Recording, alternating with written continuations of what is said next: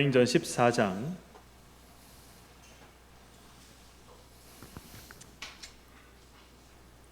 사도행전 14장 20절에서 28절까지의 말씀입니다.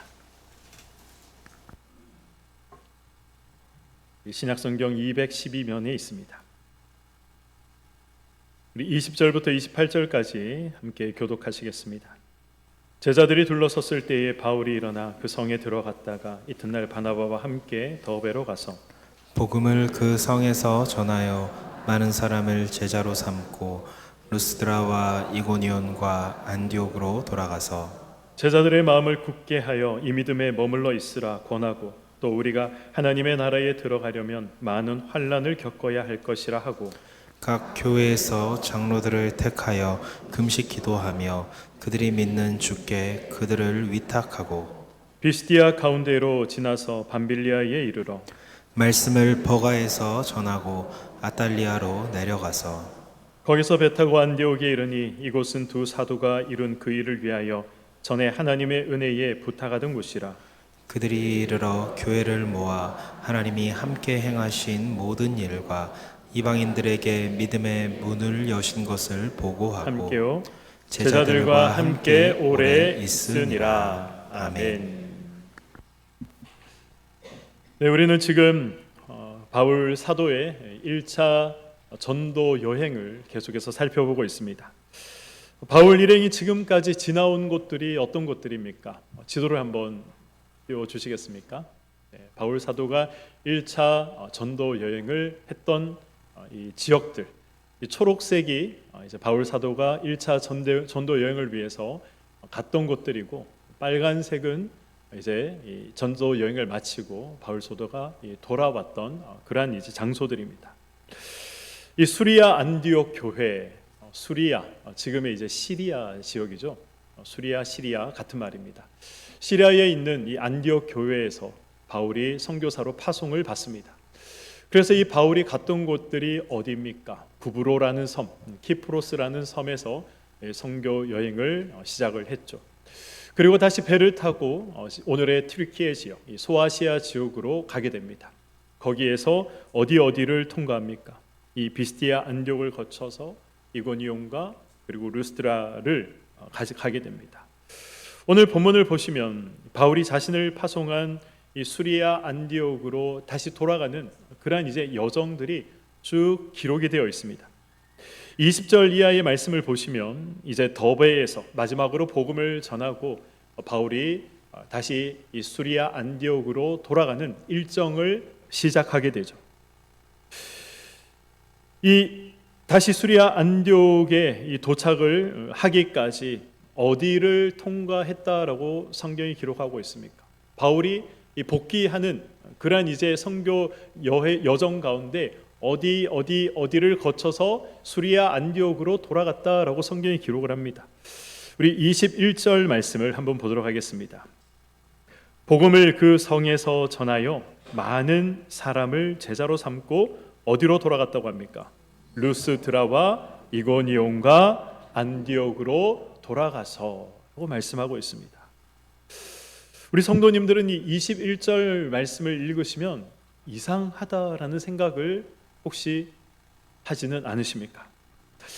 혹시 21절 이 말씀이 이해가 되십니까? 바울이 루스드라와 이고니온과 비스디아 안디옥을 통해서 수리아 안디옥으로 돌아갔다라고 기록을 하고 있습니다. 그런데 한번 잘 생각해 보십시오. 이 루스드라에서 바울이 어떤 일을 당합니까? 복음을 전하다가 돌에 맞아서, 그것도 보통 맞은 게 아니죠. 거의 이 사람은 이제 죽었어라고 사람들이 생각할 정도로 돌을 맞았습니다. 그리고 성 밖으로 내쳐짐을 당했던 것이죠. 이고니온에서는 어떤 일이 있었습니까? 유대인들이 선동을 해서 유대인들과 이방인들과 이고니온의 이 관리들이 이제 이 바울을 위협하고 겁박하고 박해했습니다. 비스디아 안디옥에서는 어떤 일이 있었습니까? 이 유대인들이 바울이 복음을 전하자 예수를 따르는 자들이 많이 생겨났습니다. 그래서 시기가 일어났던 것이죠. 시기가 일어난 유대인들이 이 안디옥 지역의 권력자들, 힘을 가지고 있는 자들, 그들을 이용해서 이 바울 일행을 겁박했습니다. 핍박했습니다. 그런데 지금 이 바울이 어떤 도시들을 통과해서 수리아 안디옥으로 갔다라고 성경이 말씀하고 있습니까? 루스드라를 통과해서, 이고니온을 통과해서, 비스디아 안디옥을 통과해서 그렇게 수리아 안디옥으로 갔다라고 성경이 말씀하고 있는 것이죠. 여러분들은 이 바울의 행동이 이해되십니까? 바울은 지금 자신을 죽이기로 작정한 사람들이 있었던, 자신을 핍박하던 사람들이 있었던 그러한 도시들을 한 곳도 빠지지 않고 지금 두루 다니며 그것을 통과해서 다시 수리아 안디옥으로 돌아왔던 것입니다. 여러분들이라면 어떻게 하시겠습니까? 나를 죽이고자 하는 사람들이 아직도 시퍼렇게 눈을 뜨고 나를 기다리고 있는 그 도시로 갈 수 있는 용기가 있으십니까? 저는 솔직히 말해서 이 바울을 보면서 저는 자신이 없다라고 생각을 했습니다. 저라면 박해받았던 곳, 생명의 위협을 느꼈던 곳, 그러한 곳들은 제가 가지 않았을 것 같습니다. 저는 그곳을 피해서 돌아갔을 것 같습니다. 그런데 저의 이런 생각이 잘못된 생각입니까? 비상식적인 생각입니까?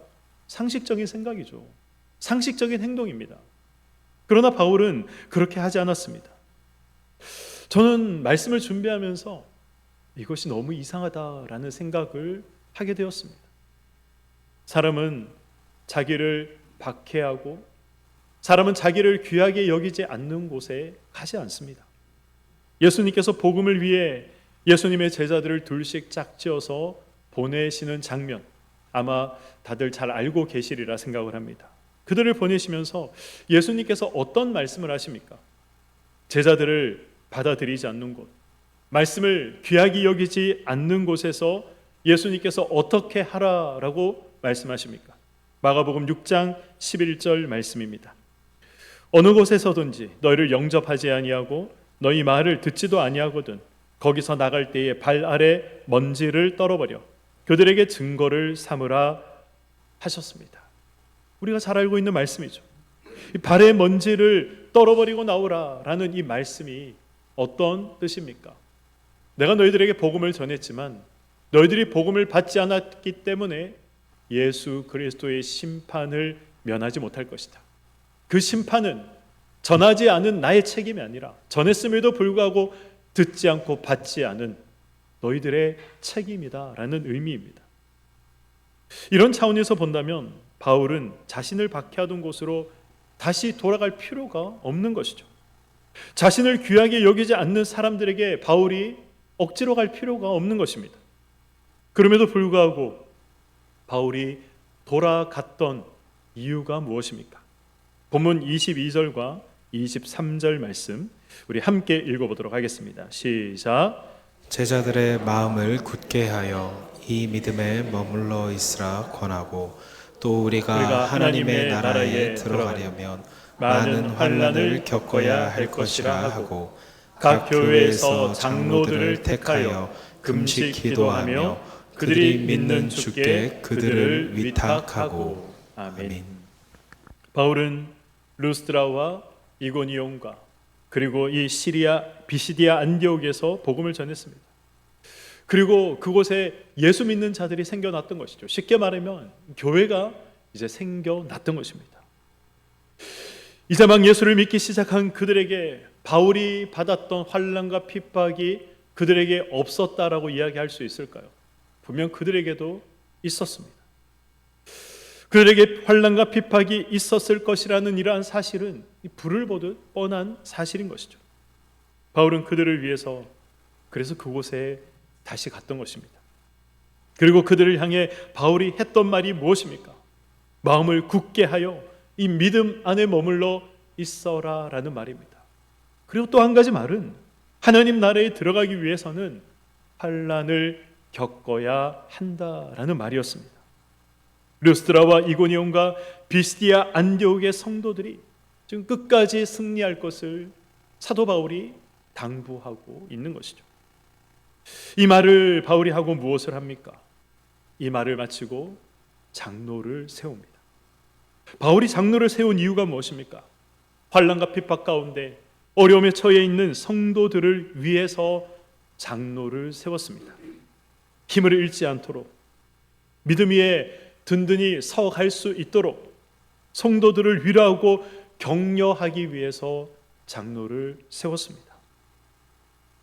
우리 교회도 이제 2주 후면 장로 투표를 위한 공동의회가 있습니다. 그래서 오늘 말씀을 우리는 더욱더 주목해서 봐야 하는 것입니다.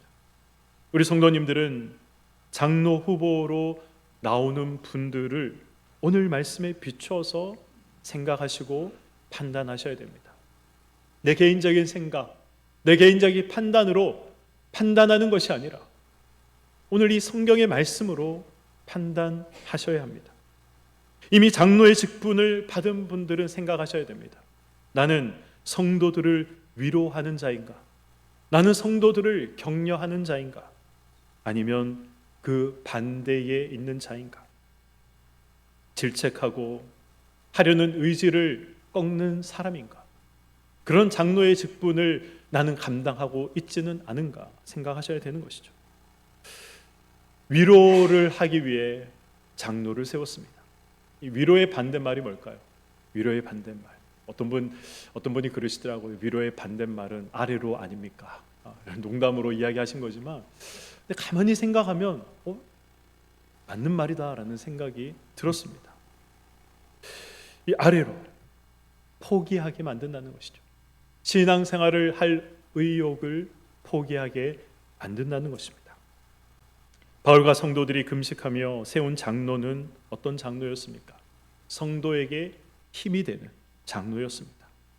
교회의 힘이 되는 장로였습니다. 교회 아니든 밖이든 항상 두 부류의 사람이 있습니다.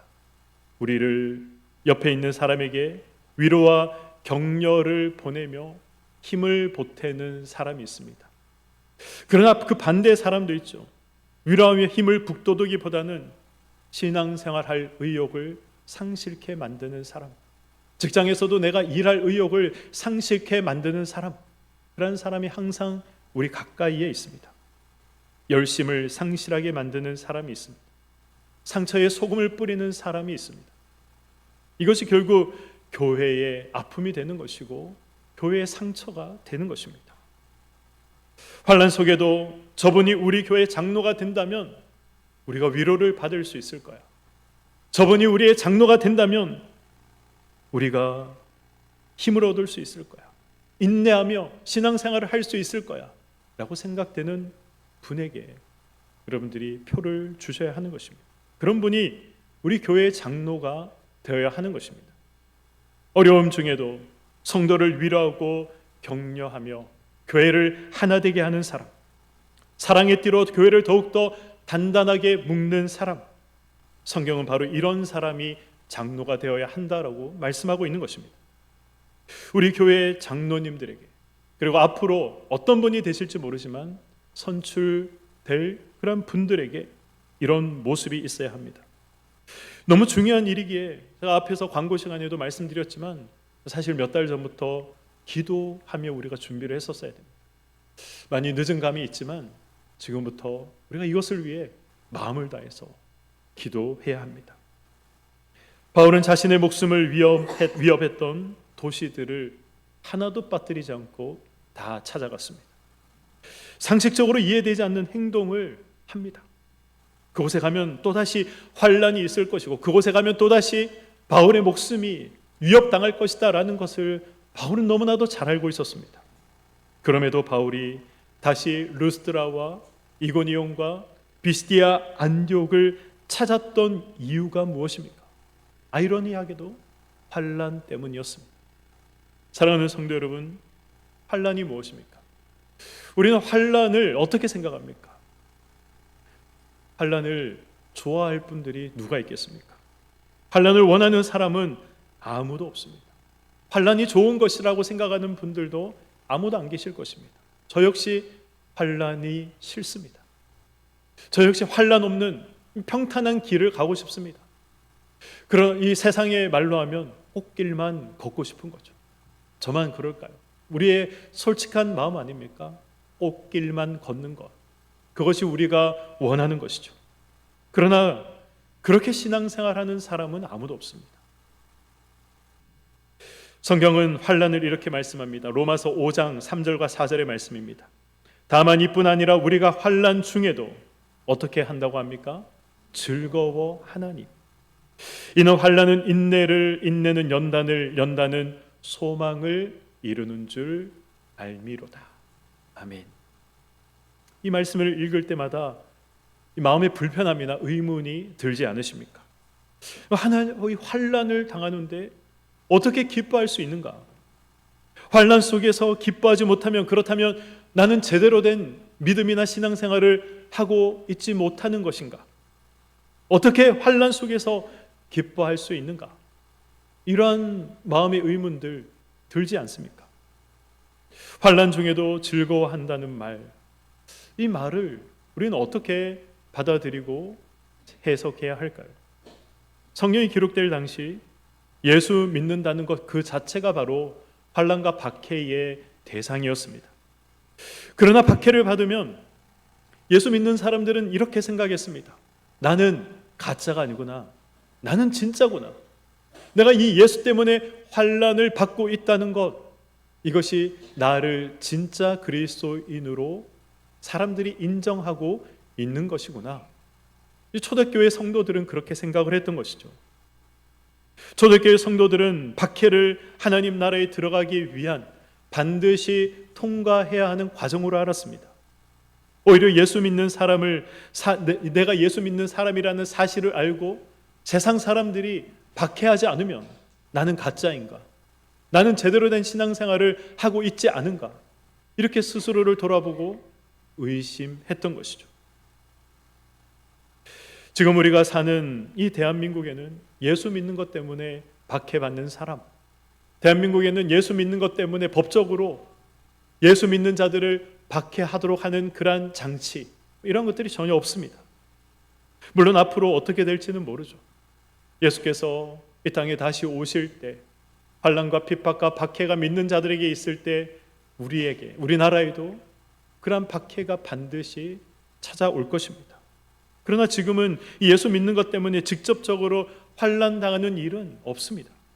그렇다면 우리 이 말씀을 어떻게 받아들여야 할까요? 이 말씀을 우리가 어떻게 우리 삶에 적용해야 할까요?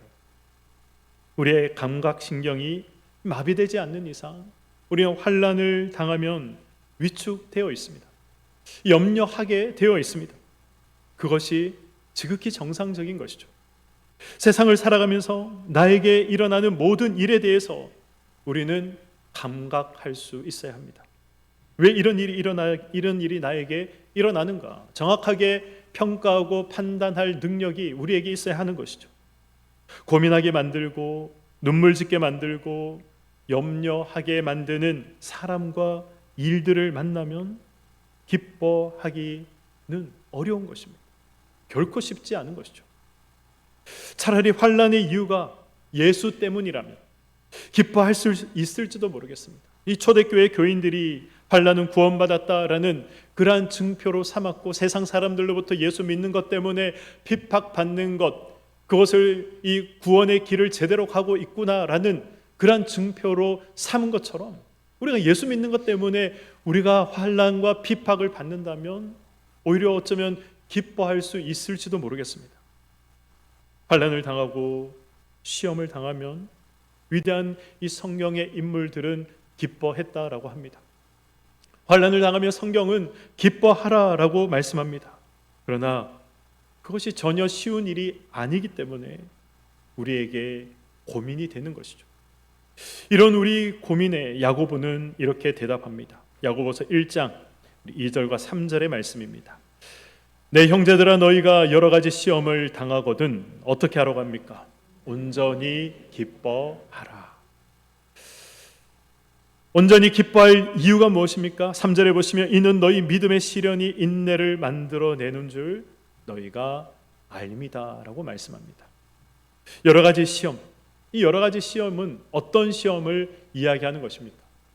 우리가 이 세상을 살아가면서 예상하지 못했던 뜻밖의 어려움들, 우리를 힘들게 하는 모든 것들, 그러한 것들이 바로 여러 가지 시험에 다 포함이 되는 것입니다. 그런 시험을 만나면, 그런 시험을 당하면 온전히 기쁘게 여기라고 합니다. 이 온전히라는 말은 하나도 남김없이 모두라는 말입니다. 모든 시험을 하나도 남김없이 모두 기쁘게 여기라는 것이죠. 그 이유가 무엇입니까? 시험이 인내를 만들어내기 때문에 그렇습니다. 인내가 무엇입니까? 힘들고 어려워도 이를 꽉 물고 견디고 버티는 것이 인내입니까? 단순히 오래 참는 것이 인내입니까? 이것이 성경이 말씀하는 인내가 아닙니다. 성경이 말씀하는 인내란 어떤 상황에서도 변하지 않는 확고부동함을 의미하는 것입니다. 하나님을 향한 확고부동함, 구원에 대한 확고부동함, 소망에 대한, 이 천국 소망에 대한 이 확고부동함을 의미하는 것이죠. 이런 확고부동함이 무엇을 통해 만들어진다라고 말씀하고 있습니까? 시험을 통해서, 환난을 통해서 만들어진다라고 말씀하고 있는 것입니다. 저와 여러분의 믿음은 한순간 확고부동해지지 않습니다. 하나님을 믿겠다라고 다짐하는 순간, 예수가 나의 그리스도다라고 우리가 고백하는 그 순간 우리의 믿음이 확고부동한 믿음이 되는 것이 아닙니다. 하나님을 믿어도 우리에게 의심이 찾아옵니다. 예수 그리스도를 나의 구세주로 고백해도 우리에게 불안이 찾아오고, 그래서 우리는 때로는 한 발은 세상에 한 발은 교회에 그렇게 양다리를 걸치며 살아가고 있는 것이 저와 여러분의 모습이 아닙니까? 이런 우리의 믿음이 언제 확고부동한 믿음으로 변화됩니까? 성경은 시험 받을 때다라고 말씀하고 있는 것입니다. 시험이 인내를 만들어낸다라고 말씀하고 있습니다. 시험이 확고부동한 믿음을 만들어낸다라고 말씀하고 있는 것입니다. 환난을 만났을 때, 시험을 우리가 당할 때, 때로는 찌르는 가시와 같은 사람을 만나고 그러한 일들과 문제를 우리가 만났을 때 우리 성도님들은 무엇을 하십니까? 어떻게 하십니까? 노래방 가서 목이 터져라 노래 부르십니까? 세상 사람들은 이슬 한잔 하면 다 괜찮아진다라고 말하는데 혹시 이슬 한잔 하십니까? 말씀을 준비하면서 저는 제 삶을 한번 돌아봤습니다. 저는 환난과 시험을 만나면 어떻게 할까요? 성도님들이 안 보는 곳에서 한잔 저도 하면서 날려버릴까요? 어려움이 다가올 때, 환난과 시험이 다가올 때 나는 어떻게 했는가? 설교를 준비하면서 제 삶을 한번 돌아봤습니다. 감사하게도 그때마다 저는 하나님을 찾았습니다. 저뿐만 아니라 신앙이 있고 믿음이 있는 모든 분들이 아마 그런 삶을 사셨고 지금도 그런 삶을 살아가시리라 생각을 합니다. 이것이 바로 환난과 시험이 우리에게 주는 유익인 것이죠. 나의 무능을 알고 하나님의 전능과 전지하심을 고백하면서 하나님을 찾는 것, 이것이 시험이 주는 유익인 것입니다. 이것이 환난이 주는 유익인 것입니다. 시편을 한번 보시기 바랍니다. 시편은 총 150편이 기록이 되어 있죠. 그 절반을 누가 기록합니까? 다윗이 기록합니다. 다윗이 그 절반에 가까운 이 73편의 시편을 기록을 하고 있습니다. 다윗이 기록한 시편들 생각나는 시편이 있으십니까? 한번 떠올려 보시기 바랍니다. 그 모든 시편들의 내용 속에는 환난이 자리 잡고 있습니다. 다윗이 환난 중에 가장 먼저, 다윗이 환난 중에 가장 절실하게 했던 것이 무엇입니까? 하나님을 찾았던 것이죠. 환난 가운데 하나님을 찾고 하나님 앞에 나아갔던 것입니다. 그것이 대부분 다윗이 기록한 시편의 내용입니다. 믿음이 있다고 하더라도, 성도다라고 불리는 사람이라 하더라도 환난과 시험을 당해야 하나님을 찾습니다. 환난과 시험을 당해 내 힘으로 이 문제를 해결할 수 없다라는 이 사실을 깨달을 때 하나님을 찾는 것입니다. 내 인생의 주인이 내가 아니라 하나님이 내 인생의 주인이다라는 사실을 그때 가서야 깨닫게 되는 것입니다. 이것이 환난이 우리에게 주는, 시험이 우리에게 주는 유익인 것입니다. 환난이 와야 드러납니다. 환난이 올 때 드러나는 것이 무엇일까요? 무엇이 진짜이고 무엇이 가짜인지 드러나는 것이죠. 진짜 믿음과 거짓 믿음이 드러나게 되어 있습니다. 참과 거짓이 드러나게 되어 있습니다. 무엇이 중요하고 중요하지 않은지 드러나게 되어 있는 것입니다. 나의 무지와 무능이 드러나고 하나님의 전지하심과 전능하심이 드러나게 되는 것입니다. 환난이 없으면 내가 가진 이 믿음이 확고부동한 믿음처럼 우리는 보입니다. 모두가 진짜로 보입니다. 주일날 그럴듯하게 차려입고 나와서 다 예배를 잘 드리기 때문에 환난이 없으면 다 그럴듯하게 보이는 거죠. 모든 것이 다 좋아 보입니다. 무엇이 진짜이고 무엇이 가짜인지 알 수가 없습니다. 그러나 환난이 있으면 알게 되는 것이죠.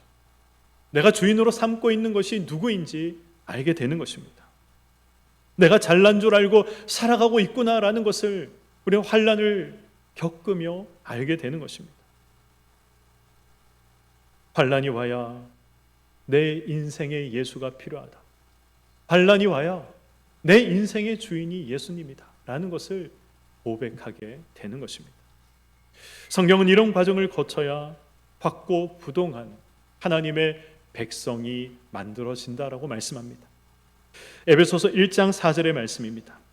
곧 창세 전에 그리스도 안에서 우리를 택하사 우리로 사랑 안에서 그 앞에 거룩하고 흠이 없게 하시려고 라고 말씀합니다.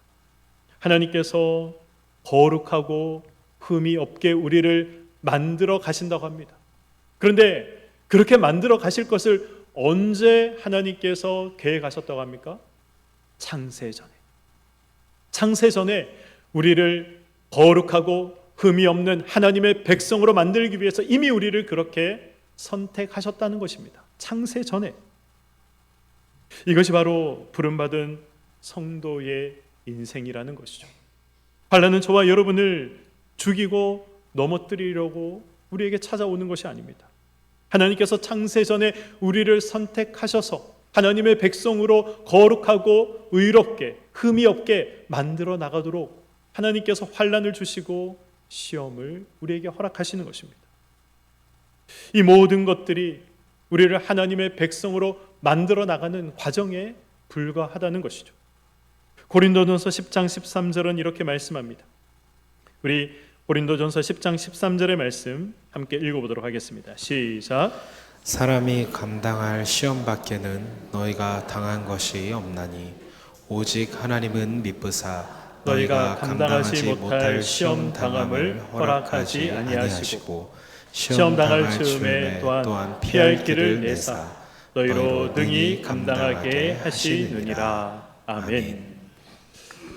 하나님께서는 우리가 감당할 시험만 주신다라고 성경이 말씀하고 있습니다. 그 시험을 통해서 우리가 더 성장하고 그 시험을 통해서 우리가 더 확고부동한 믿음의 자리로 가게 되는 것입니다. 모든 것이 우리에게 유익이 되도록 하신다는 것이죠. 우리 삶 가운데 우연히 일어나는 일은 없습니다. 우리 삶 가운데 무의미하게 일어나는 일은 없습니다. 하나님께서 우리 인생을 붙잡고 계시고 하나님께서 우리 인생 가운데 간섭하고 계십니다. 그것이 바로 이 감당할 시험만 주신다라는 이 말씀 안에 포함되어 있는 의미인 것이죠. 말씀을 맺도록 하겠습니다. 바울이 다시 루스드라와 이고니온과 비스디아 안디옥을 갈 수밖에 없었던 이유는 하나님께서 바울을 확고부동한 그러한 믿음 위에 세우셨기 때문에, 그러한 믿음으로 만들어 가셨기 때문에 가능했던 것입니다. 바울은 알았습니다. 환난과 시험을 통해 확고부동한 믿음이 만들어진다는 사실을 알았던 것이죠. 하나님은 감당할 시험만 주신다라는 사실을 바울은 알았습니다. 환난과 시험 속에서도 하나님은 나를 붙잡고 계시고 나의 삶 속에 간섭하고 계신다라는 사실을 사도 바울은 알고 있었습니다. 그리고 하나님 나라에 들어가려면 많은 환난이 우리에게, 시험이 우리에게 필요하다는 사실도 알았습니다. 그래서 이 루스드라와 이고니온과 비스디아 안디옥에 세워진 교회의 성도들을 찾아가서 그들에게 우리가 구원을 받기 위해서는 환난을 받아야 된다라고 말했던 것입니다. 환난과 시험이 오면 우리가 해야 할 것은 다른 것이 아니라 하나님을 찾는 것입니다. 하나님을 의지하는 것이고 하나님 앞에 나아가는 것입니다. 환난과 시험은 하나님께서 우리를 방치했기 때문에 찾아오는 것이 아닙니다. 하나님이 방관하시기 때문에 찾아오는 것이 아닙니다. 오히려 그 반대죠. 하나님께서 우리를 거룩하고 흠이 없는 하나님의 백성으로 만들기 위해서 우리에게 허락하시는 것이, 하나님께서 그래서 우리에게 직접 우리 삶에 간섭하시고 역사하시는 것이 시험이요 환난이라고 성경은 말씀하고 있는 것입니다. 이 사실을 알면 환난과 시험이 우리에게 약이 되지만, 이 사실을 몰라서 하나님을 욕하고 믿음에 등지게 되면 환난과 시험이 우리에게 독이 되는 것입니다. 환난과 시험으로 인해 혹시 힘든 분들이 계십니까? 함께 신앙생활하며 나를 찌르는 가시 같은 사람 때문에 혹시 힘든 분들이 계십니까? 환난 중에도 기뻐하라 했는데 기뻐하지 못해서 왜 내 신앙은 이것밖에 되지 않는가라고 생각하며 가슴 치는 분이 계십니까? 힘들어 하셔도 됩니다. 눈물 흘리셔도 됩니다. 내 신앙이 왜 이 정도밖에 안 되는가라고 생각하며 가슴 치셔도 됩니다. 신앙인이란 살아가며 당하는 이 모든 일에 정당하게 감각하고 반응할 줄 알아야 됩니다.